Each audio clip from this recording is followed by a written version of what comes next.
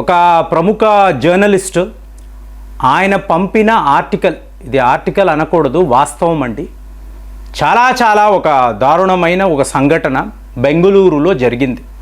So ఈ topic మాట్లాడడానికి ముందు ఈ శనివారం, రాబోతున్న శనివారము ఆదివారం 14th 15th క్యాన్సర్కు సంబంధించిన ఒక అవగాహన సదస్సు నిర్వహించబోతున్నాము. పోయిన వీడియోలో కూడా చెప్పాను.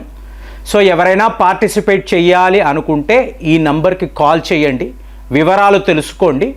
మీరు మా ఆఫీస్లోకి వచ్చి ఈ ప్రోగ్రాంలో పార్టిసిపేట్ చేయొచ్చు.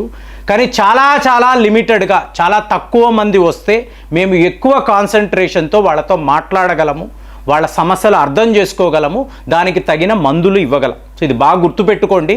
ఎవరికైతే ఇది చాలా ఇంపార్టెంట్ అని అనిపిస్తుందో వాళ్ళు మాత్రమే దయచేసి మమ్మల్ని సంప్రదించండి. ఈ వార్త చూడండి. మీకు బెంగళూరు సమీపంలో బన్నెరగట్టె వీధి అని అంటారండి. ఇక్కడ ఒక అతిపెద్ద కార్పొరేట్ హాస్పిటల్. సో ఈ బన్నెరగట్టె అన్నప్పుడే మీకు అర్థమై ఉంటుంది నేను ఏ హాస్పిటల్ గురించి మాట్లాడుతున్నాను. ఇక్కడ ఒక సంఘటన ఏమీ లేదు. అభినవ్ వర్మ అనబడే ఒక ఉద్యోగి, వీళ్ళ అమ్మగారికి మీకు కడుపు నొప్పి వచ్చింది, stomach pain, mild stomach pain. So అప్పుడు ఈయన ఏం చేశారు అంటే ఈ హాస్పిటల్కి తీసుకొచ్చారు. అదర్వైజ్ ఈ స్టమక్ పెయిన్ కాకపోతే ఆవిడ చాలా యాక్టివ్గా హెల్తీగా ఉంటారండి. సరే చిన్నపాటి కడుపు నొప్పే కదా చూపిద్దాము అని హాస్పిటల్కి తీసుకొచ్చారు. సో ఇక్కడ డాక్టర్ నంబర్ 1 ఈయన అల్ట్రాసౌండ్ చేయాలండి అని అన్నారు. సో ఇది లాజికల్గా కరెక్టే కదా, కడుపు నొప్పి అన్నప్పుడు అల్ట్రాసౌండ్ టెస్ట్ చేస్తారు. చేసినప్పుడు ఈ డాక్టర్ గారు ఏమన్నారు అంటే పొట్టలో గాల్ బ్లాడర్లో స్టోన్ ఉంది. సో మీరు సమయం చూసుకొని మీరు రండి, ఆపరేషన్ చెయ్యాలి అని చెప్పారు. ఇవాళ ఇది కామన్ అండి. నాకు ఆనందము కలిగించే విషయం ఏంటంటే ఎంతోమంది ఈ గాల్ బ్లాడర్ స్టోన్కి సంబంధించి మమ్మల్ని సంప్రదిస్తున్నారు. ప్రేమ్ గారు, ఏ హాస్పిటల్కి వెళ్ళినా కూడా మీ గాల్ బ్లాడర్లో స్టోన్ ఉంది, ఇమీడియట్గా ఆపరేషన్ చేసి రిమూవ్ చెయ్యాలి, దీనికి ఒక 2.5 లక్షలు అవుతుంది, ఇలాగే చెప్తున్నారండి. వేరే మార్గమే లేదా అంటే హోమియోపతిలో చాలా అద్భుతమైన మందు ఉందండి.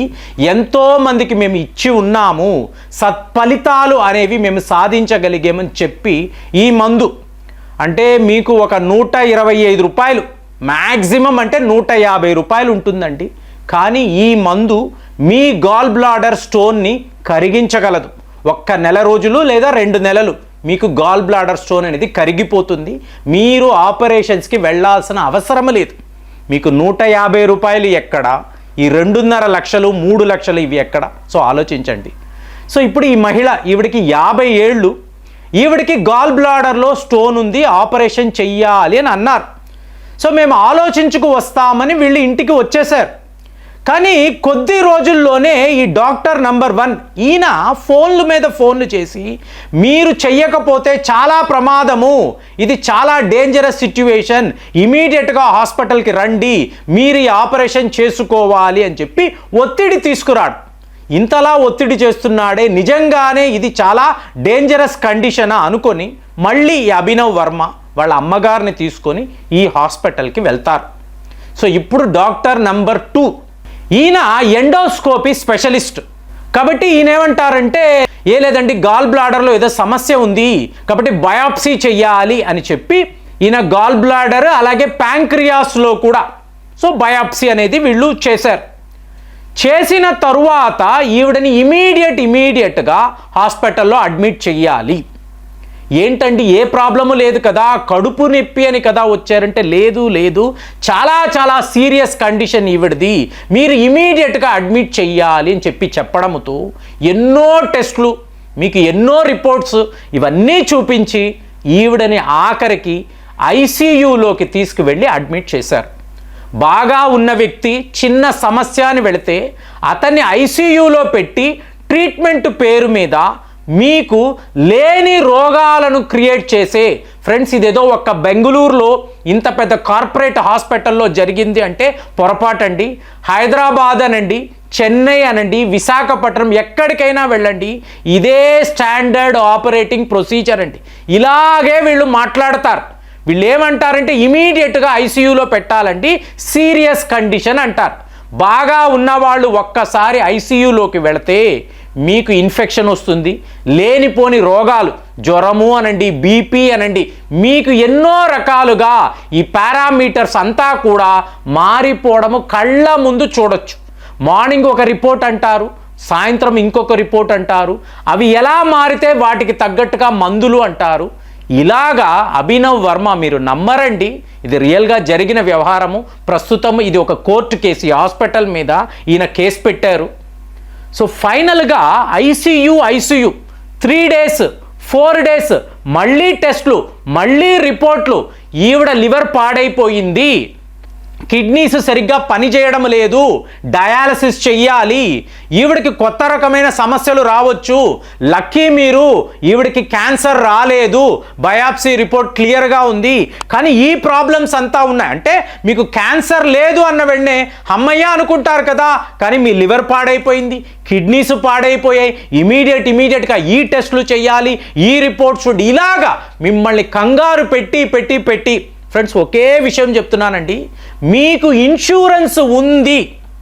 ఇప్పుడు మీకు గాల్ బ్లాడర్ రిమూవ్ చేయాలండి, ఒక 2.5 నుంచి 3 లక్షలు అనుకోండి, మీకు ఒక 5 లక్షలు ఇన్సూరెన్స్ ఉంది, సరిపోయింది కదా. ఇవాళ ఈ ఇన్సూరెన్స్ ఏజెంట్లు అబ్బే మీకు 10 లక్షలు సరిపోదండి, 20 లక్షలు దేనికి పనికిరాదు. దేనికంటే మీకు దేనికి ఇంతంత డబ్బులు, ఇంతంత హెల్త్ ఇన్సూరెన్స్లు ఎందుకు? ఏకంగా ఏం చేశారు, 50 లక్షల రూపాయలకి ఇన్సూరెన్స్. ఎప్పుడైతే ఇంత అమౌంట్ మీ ఇన్సూరెన్స్ మనీగా ఉందో మిమ్మల్ని వీళ్ళు విడిచిపెట్టే అవకాశమే లేదు, మిమ్మల్ని వీళ్ళు వదలరు. అంటే ఇన్సూరెన్స్ అనేది వరమా శాపమా అని ఒకప్పుడు అడిగేవాళ్ళు, ఇవాళ శాపం అండి. ఎందుకంటే ఎంత ఎక్కువ డబ్బులు ఉంటే ఆ డబ్బుకు తగ్గట్టుగా వీళ్ళు ట్రీట్మెంట్ అనేది మారుస్తున్నారు. చిన్న రోగమును వెళితే అరే వీళ్ళకి 70 లక్షలు ఇన్సూరెన్స్ ఉంది కదా, వీళ్ళని విడిచిపెట్టకండి, ఆ 70 లక్షలు ఖాళీ అయ్యేంత వరకు కూడా మిమ్మల్ని ఐసీయూ అంటారు, మీకు ఆపరేషన్లు అంటారు, ఏదో ఒకటి చెప్పి శుభ్రంగా ఉన్న వ్యక్తి మీకు చాలా పెద్ద రోగిష్టి, జీవితంలో ఇతను లేచి నడవలేడు, అలాంటి ఒక సిచ్యువేషన్ని ఇవాళ క్రియేట్ చేస్తున్నారు. కాబట్టి ఇన్సూరెన్స్ విషయంలో ఈ ఏజెంట్లు చెప్తున్న మాటలు జాగ్రత్తగా వినండి. వాళ్ళు ఎందుకు చెప్తారంటే వాళ్ళకి కమిషన్ ఎక్కువ వస్తుంది కాబట్టి మీకు ఎక్కువ తీసుకోండి, ఇదే చెప్తూ ఉంటారు. సో ఫైనల్గా ఇతనికి కూడా ఇన్సూరెన్స్ ఉంది కదా, ఇది చెప్తే మీరు నమ్మరు. 50 రోజుల పాటు ఈవిడని వీళ్ళు ఐసీయూలో ఉంచారండి. 43 లక్షలు బిల్లు, 12 లక్షల రూపాయలు ఓన్లీ మందులు, అలాగే మీకు 50 యూనిట్స్ ఆఫ్ బ్లడ్ డయాలసిస్ కోసం. సో ఇలాగ ఇంతలాంటి ట్రీట్మెంట్ పేరు మీద ఆవిడ దేహాన్ని కుళ్ళబొడిచి రకరకాల టెస్టులు అని చెప్పి ఆఖరికి 50 రోజుల తరువాత మీ అమ్మగారు లివర్ పాడైపోయింది, కిడ్నీ పాడైపోయింది, మేము ఎన్నో రకాలుగా ప్రయత్నాలు చేశాము, కాపాడలేకపోయాము అంటే ఆవిడ మరణించారు. అంటే చిన్న కడుపు నొప్పి అని వెళితే ఆఖరికి ట్రీట్మెంట్ పేరు మీద ఈవిడ ఒక డెడ్ బాడీగా మిగిలేరు. మృతదేహాన్ని ఆ పిల్లాడికి అప్పుడు కూడా అప్పచెప్పలేదండి, బౌన్సర్స్ని పెట్టి ప్రతి రూపాయి కూడా ఇతని వద్ద, అభినవ్ వర్మ వద్ద వసూలు చేసి దాని తరువాతే ఆవిడ మృతదేహాన్ని అప్పచెప్పారండి. కానీ ఇది బాగా గుర్తుపెట్టుకోండి, ఇలాంటి హాస్పిటల్స్ పుట్టగొడుగుల్లాగా మీకు ఒక్క బెంగళూరు కాదండి, హైదరాబాదులో సికింద్రాబాద్ అనండి, మాదాపూర్ అనండి, హైటెక్ సిటీ, ఎక్కడ పడితే అక్కడ పెద్ద పెద్ద ఆసుపత్రులు, అక్కడంతా కూడా మీకు 90% ఇలాంటి ట్రీట్మెంట్నే వాళ్ళు ఇస్తున్నారు. దీనిని క్యూర్ అనకూడదు, లూట్ అనాలి. అలాగే దీనిని మెడికల్ కిడ్నాపింగ్ అని ఒక కొత్త టెర్మినాలజీ ఇవాళ మాట్లాడుతున్నారు. సో ఈ మెడికల్ కిడ్నాపింగ్లో మీరు ఇరుక్కుపోకండి. సో ఇది ఎవరికైనా కూడా జరగవచ్చు, ప్రతి వాళ్ళు కూడా జాగ్రత్తగా ఉండాలి. మరి ఈ వీడియో మీద, ఈ సంఘటన మీద అసలు మీ అభిప్రాయాలు ఎలా ఉన్నాయి దయచేసి కామెంట్స్లో తెలియజేయండి. మళ్ళీ వచ్చే వీడియోలో కలుద్దాం. జై హింద్.